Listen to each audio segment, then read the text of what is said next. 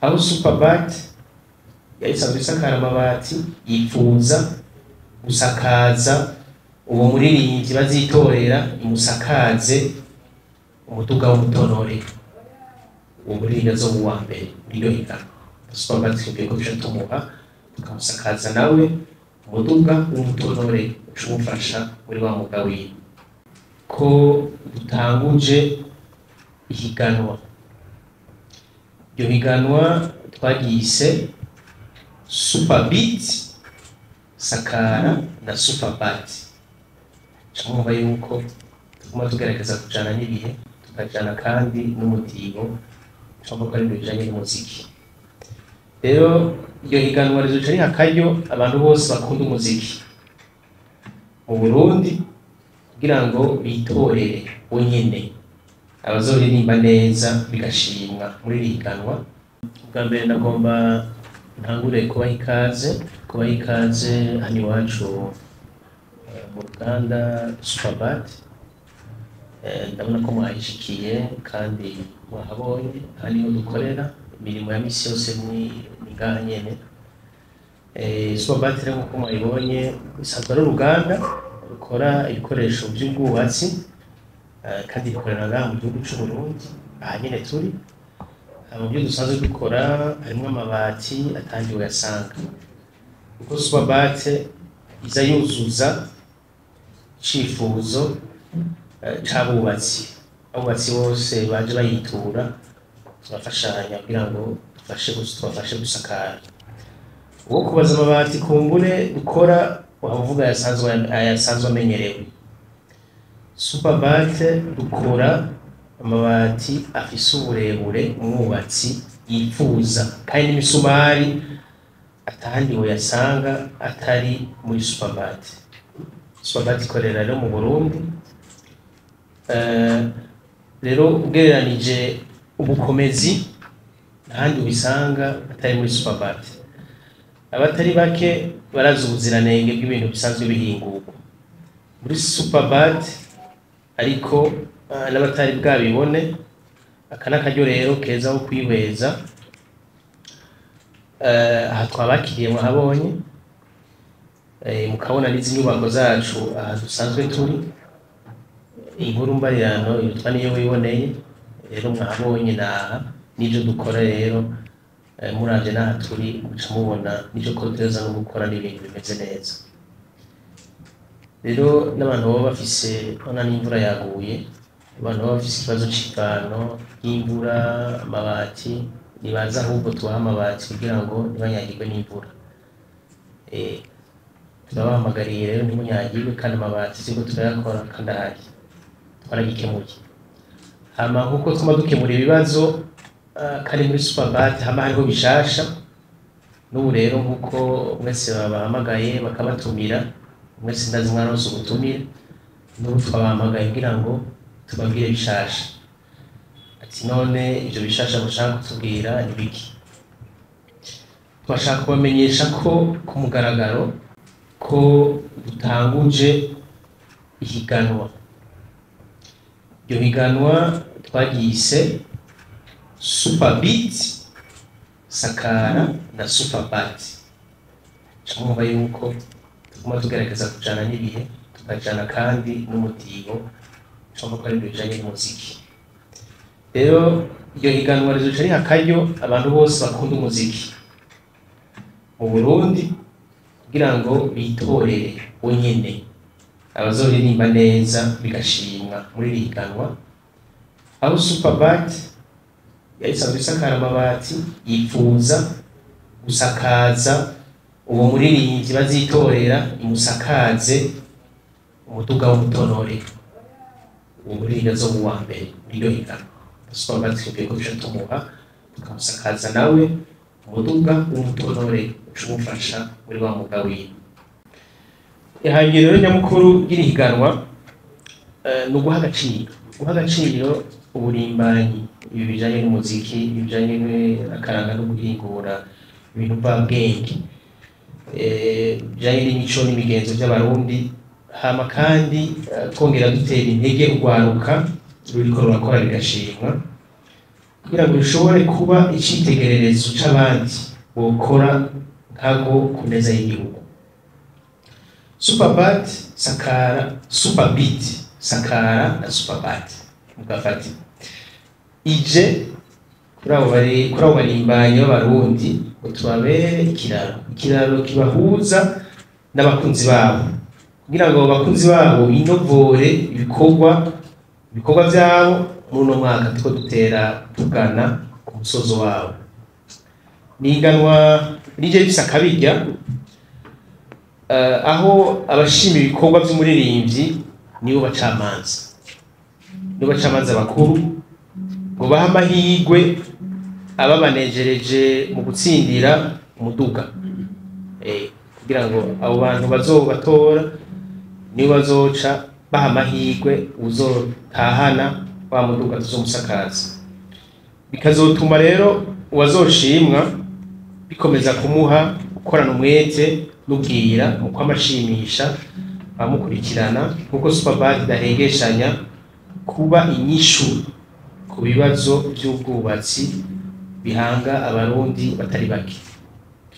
Nihiganwa nyuramico koko rizohuza abarundi bose bifuza gushigikira abaririmbyi babo.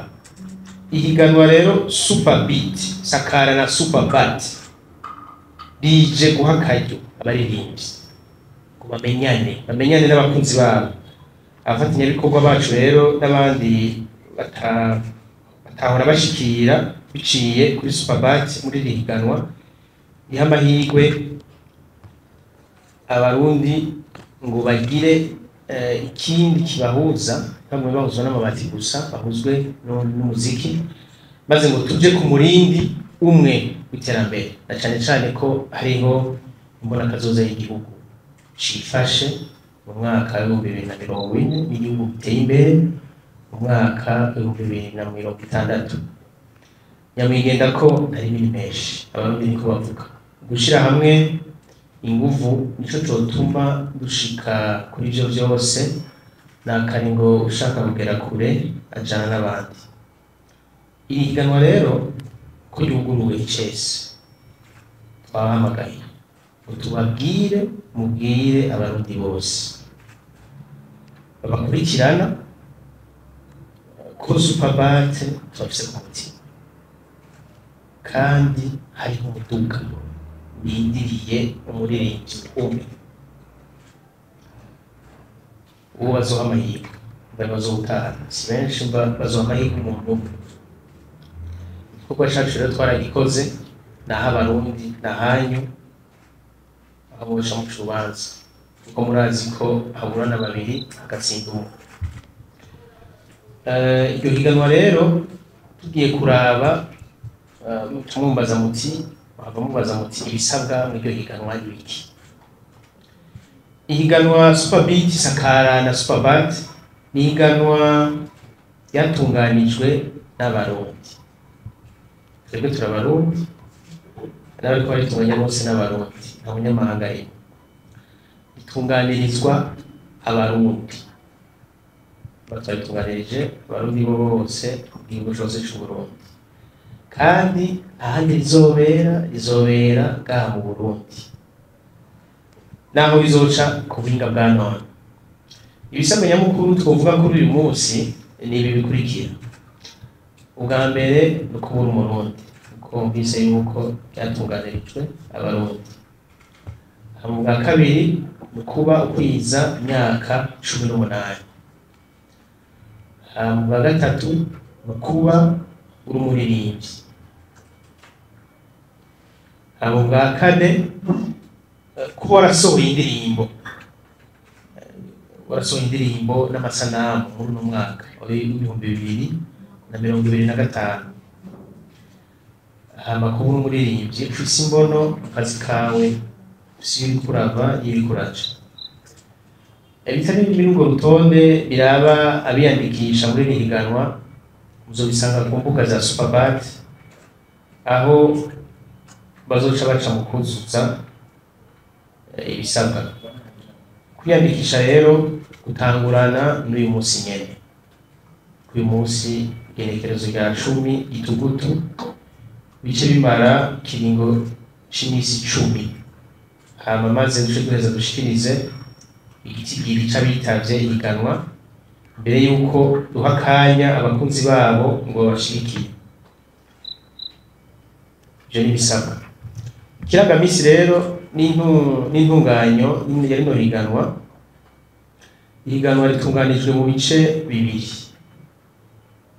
Hariho igice gishiri ca nyuma. Muri iki gice ca mbere, nico gice gitangura, abarivyi bose bavyandikisha. Hama bafata akanya ko kuyaga n'umugwi, hariho umugwi usanzwe uhari utunganya rino higanwa ku bintu nyamukuru bikenewe.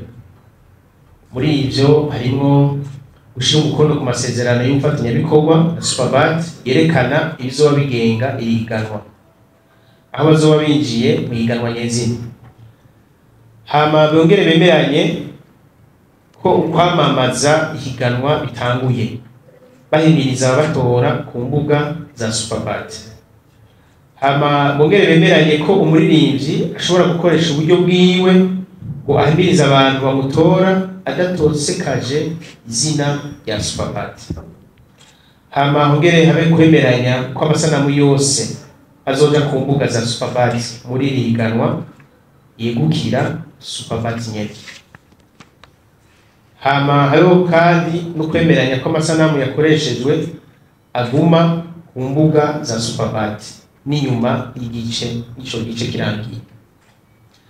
Inyuma y'ikiringo rero c'imisi 10 cyo kwiyandikisha hazoca haba imisi 14 y'igice ca mbere c'amatora itegekanijwe gushika mu mpera za Gitugutu.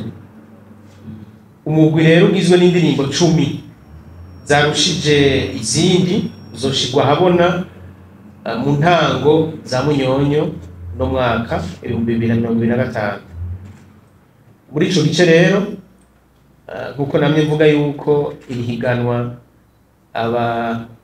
abakunzi aribo bacamanza, umva abakunzi amanota yabo azoja ku bice 50%. Hama habeho juri itanga amanota ku bice 20%.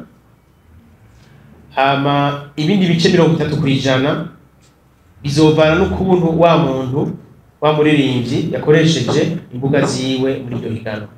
Muca mwumva yuko ibice bishika ku 80% nibizova ku bantu, ku bakunzi aba muririmbyi. Muri izo ndirimbo 10 niho hazotogwamo indirimbo izoba yatowe kandi yakunzwe kurusha izindi. Igice ca nyuma rero naco nyene caza tuvuye muri ico gice gishiri ca nyuma, caza igice ca nyuma. Igice ca nyuma naco nyene kizoja kure y'ico ca mbere. Hazobaho gushira umukono nkuko mwavyumvise ku masezerano azogenga ubufatanyabikorwa mu kiringo c'umwaka. Habeho kwemeranya isohorwa ry'indirimbo ya Superbat n'intunganyo y'ico gikorwa. Hongere habeho kwemeranya kuturusho tugenwa umuserukizi wa Superbat mu kiringo c'umwaka. Nyuma y'amasezerano indirimbo 10 zashitse muri iki gice zizoshirwa ku mbuga za Superbat, uzitogwemwo indirimbo imwe ihabwa umutonore w'umuduga kiringo c'imisi 10 kuva mu ntango za Munyonyo gushika kuwa 14 Munyonyo uyu mwaka turimo 2025. Muri iki gice rero